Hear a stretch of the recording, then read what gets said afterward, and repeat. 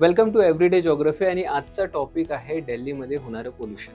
जशी दिवाळी संपते त्याच हिशोबाने दिल्लीमध्ये न्यूज यायला लागतात की दिल्लीमध्ये पोल्युशन झालेलं आहे, तिथली हवा दूषित झालेली आहे. तर आज या रीलच्या माध्यमातून आपण जाणून घेऊयात की दिल्लीमध्ये प्रदूषण व्हायची कारणं काय. सगळ्यात पहिलं कारण आहे ट्रान्सपोर्टेशन. ट्रान्सपोर्टेशनचा अर्थ असा आहे की दिल्लीमध्ये बाकी मेट्रोपॉलिटन सिटीजपेक्षा जास्त व्हेकल्स आहेत. जर नंबर सांगायचं झालं तर 8.5 million vehicles are registered in the Delhi.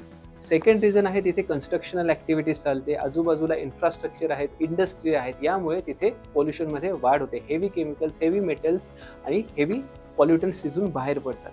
तिसरं रिझन आहे anti conditions. Anti conditions high pressure जमिनीवरती, लो प्रेशर आकाशामध्ये असतं. अशा कंडिशनमध्ये पॉल्युटन्स जमिनीच्या जवळ राहतात. चौथं वेस्टर्ली विंड्स. वेस्टर्ली विंड्स काय करतात, पश्चिमेकडून येणारे हे जे वारे आहेत त्या पोल्युशनला तिथेच हिमालयाच्या सराउंडिंग रिजनमध्ये सेटल डाऊन करतात. आणि मेन जे आहे ते लास्ट रिझन हे आहे स्टबल बर्निंग.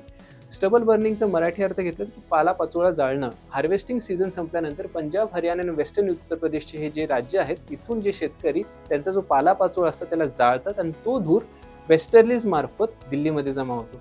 या सगळ्या रिझनला जर एकत्र केलं तर हे जे पोल्युशन आहे दिल्लीच्या सराउंडिंग एरियामध्ये तुम्हाला जाणवतं. म्हणून न्यूज विंटर्समध्ये येतात.